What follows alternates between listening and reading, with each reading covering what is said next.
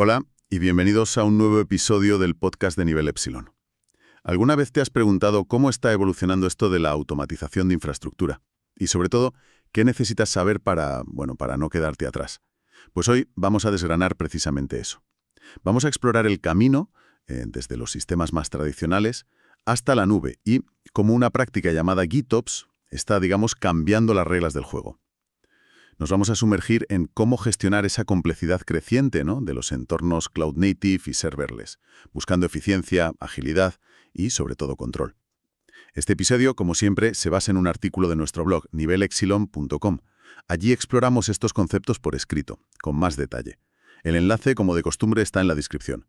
Para empezar, yo creo que es útil recordar un poco de dónde venimos, ¿no?, tecnológicamente hablando. Podríamos llamar la era tradicional. Estamos hablando de una época donde desplegar una aplicación que igual venía empaquetada en un WAR, un zip o un IAR, pues era un proceso manual, muy lento y a menudo bastante tenso, la verdad. Podían pasar semanas o incluso meses entre despliegues importantes. La infraestructura era, mayormente física, estática y gestionarla requería intervenciones directas y mucho cuidado. Casi artesanal, diría yo. Pero entonces llegó la revolución de la nube, el concepto Cloud Native. ¿Qué trajo esa nueva ola exactamente? Pues principalmente trajo los contenedores. Docker y, después Kubernetes cambiaron el paradigma completamente. De repente, los ciclos de despliegue se acortaron, drásticamente. Pasamos de semanas a minutos o incluso segundos en algunos casos.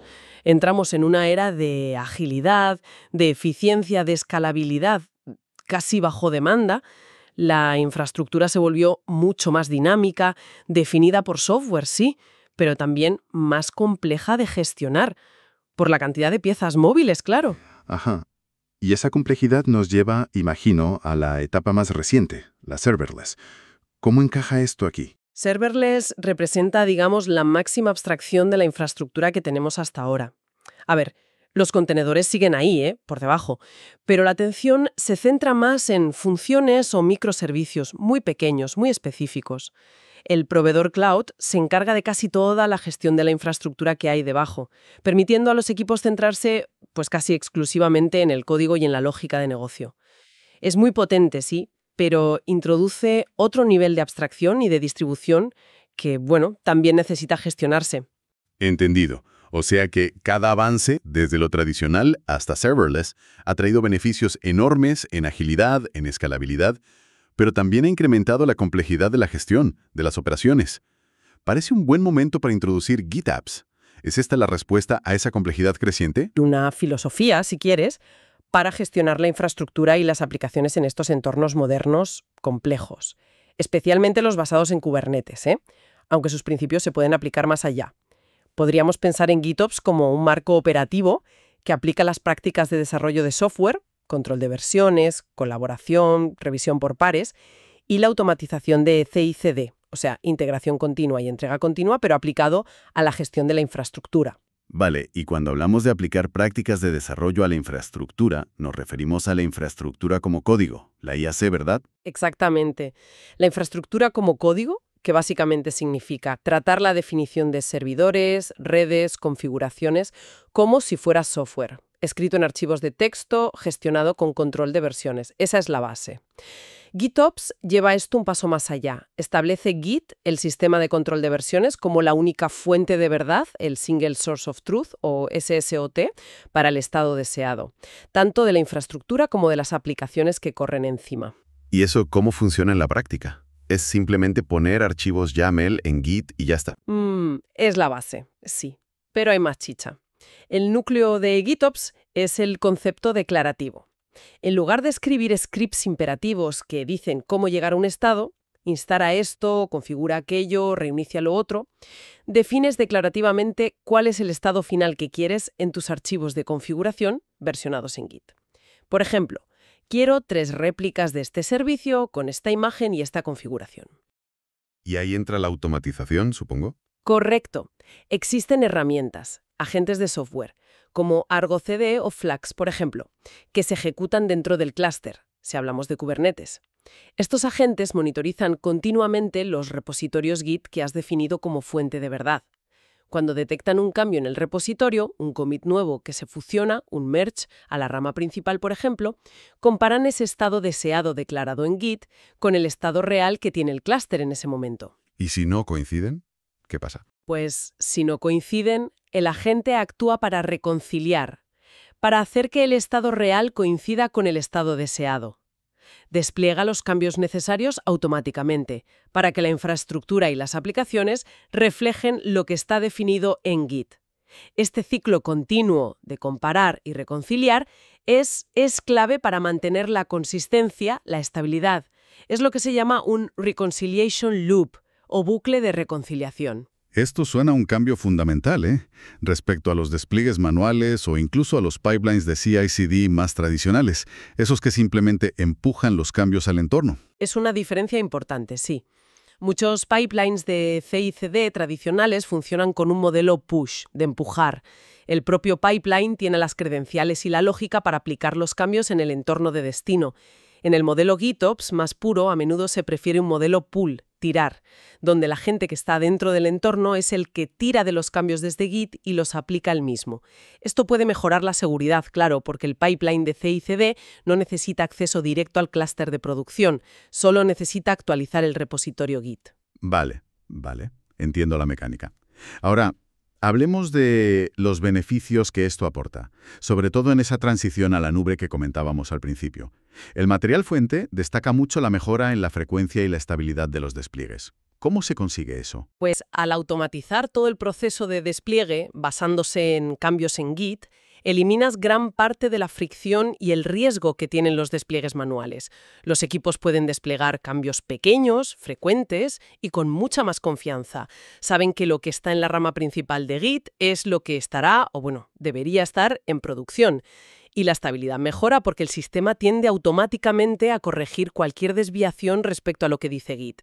Si alguien, por ejemplo, hiciera un cambio manual directamente en el clúster, algo que debería evitarse, claro, el agente GitOps podría detectarlo y revertirlo. Pero, a ver, ¿no hay una tensión ahí entre desplegar más a menudo y mantener la estabilidad, sobre todo en sistemas críticos? ¿Cómo gestiona GitOps ese equilibrio? Es una excelente pregunta. GitOps aborda esa tensión de varias maneras. Primero, al usar Git, te beneficias de todo el flujo de trabajo de revisión de código que ya conoces. Los cambios en la infraestructura, el código YAC, pueden ser revisados, aprobados, probados a través de pipelines de CI antes de fusionarse a la rama principal que representa producción. Esto ayuda a pillar errores antes. Ajá. Segundo, la naturaleza declarativa y la reconciliación automática aseguran que los despliegues sean consistentes, predecibles. Y tercero, y esto es crucial, Git te da un historial completo de cambios. Si un despliegue introduce un problema, revertirlo es tan simple como hacer un git revert al commit anterior. El agente GitOps detecta este cambio y automáticamente devuelve el sistema al último estado bueno conocido. Ahí es donde entra esa idea que mencionaba el artículo de transformar un ups, un error, en ops, una operación más. Precisamente, un error de despliegue deja de ser una crisis potencial que requiere intervenciones manuales, complejas, arriesgadas, se convierte en una operación estándar de control de versiones. Revertir el cambio en Git. Esto reduce drásticamente el tiempo medio de recuperación, el MTTR, que es un indicador clave de fiabilidad operativa. Y además, toda esta trazabilidad en Git es oro para la seguridad y las auditorías. Sabes exactamente quién propuso qué cambio, cuándo se aprobó, cuándo se desplegó y cuál fue su efecto. Hablando de seguridad y gestión de riesgos, la nube, con toda su flexibilidad, también trae nuevos desafíos. Se mencionaban analogías como un gimnasta ágil, un globo escalable, un buffet de pago por uso. Pero esa flexibilidad también puede sentirse como navegar en un clima impredecible, ¿no? ¿Cómo actúa GitOps como faro o barómetro en este contexto? GitOps proporciona un marco de control que es esencial en ese entorno tan dinámico. Al definir explícitamente el estado deseado en Git, estableces una referencia clara, auditable, cada cambio sigue un proceso controlado. Esto ayuda a mitigar riesgos como configuraciones incorrectas, desviaciones de configuración, lo que llaman config drift, o despliegues inconsistentes entre entornos.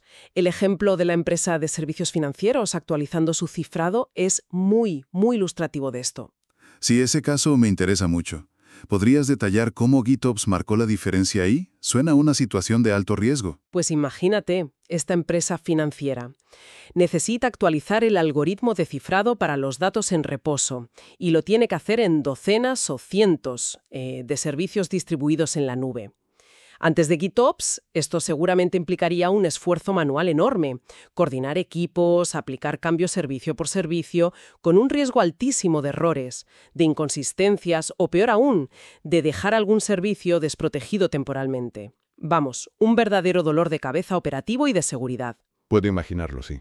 ¿Y con GitOps cómo sería? Con GitOps, el proceso cambia radicalmente. Primero, definen la nueva configuración de cifrado como código, como YAC, en sus repositorios Git. Por ejemplo, actualizando un parámetro en los manifiestos de configuración de los servicios o en un módulo Terraform, da igual. Este cambio sigue el flujo estándar. Se propone en una rama, se revisa por pares, quizás, por equipos de seguridad y operaciones, se prueba en entornos de preproducción, que también estarían gestionados con GitOps, claro, y una vez aprobado, se fusiona, se hace el merge a la rama que representa la producción. Y entonces la magia ocurre. O bueno, la automatización. Exacto, la automatización.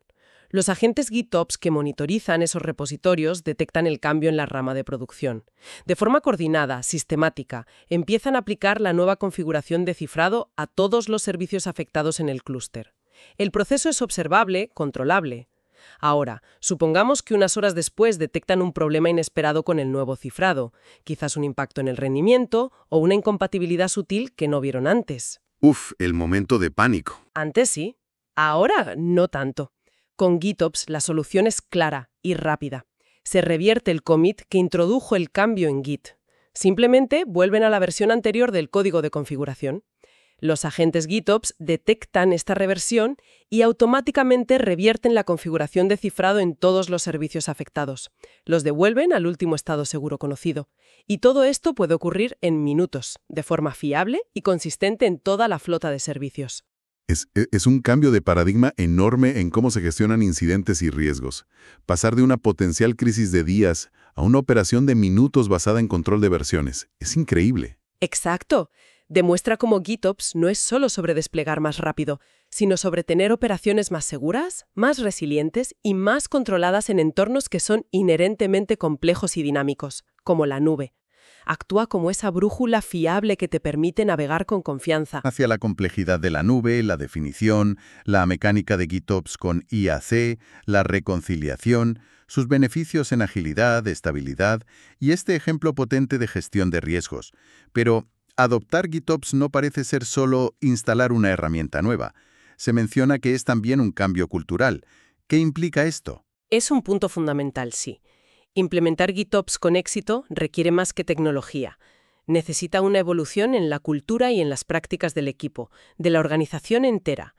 Requiere romper silos entre desarrollo y operaciones, fomentar una colaboración real, centrada en los repositorios Git como punto de encuentro.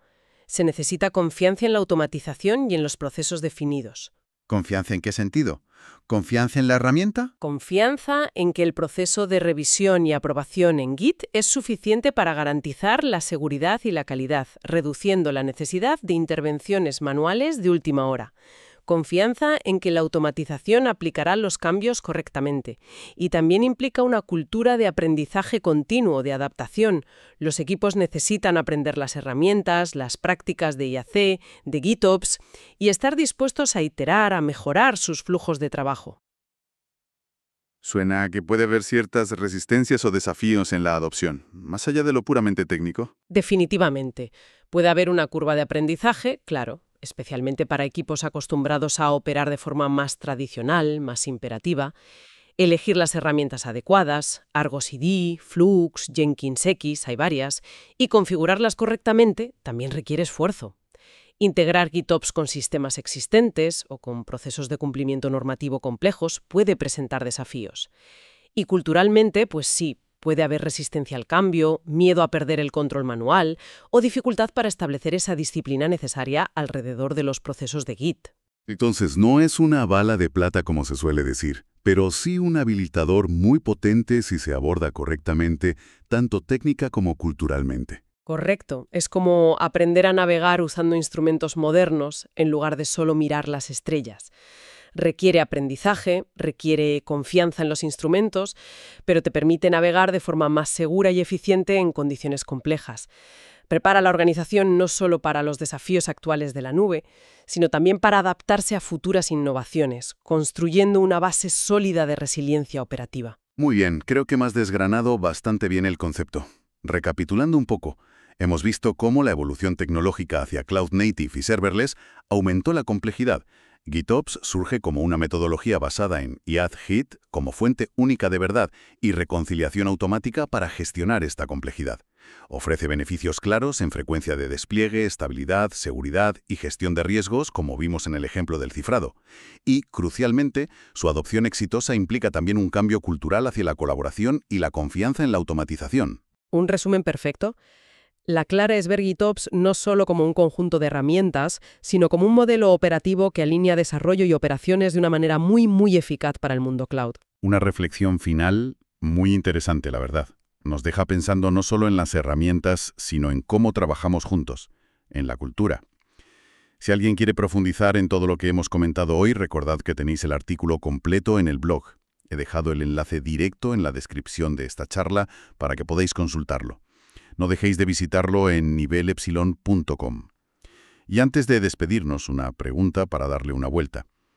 Si Git es la fuente de verdad para nuestra infraestructura y aplicaciones, ¿qué implicaciones tiene esto para el futuro de la auditoría y el cumplimiento normativo en entornos muy regulados? ¿Podríamos llegar a un punto donde una auditoría sea casi tan simple como clonar un repositorio Git? Ahí lo dejo. Muchas gracias por acompañarnos en esta exploración. Hasta la próxima.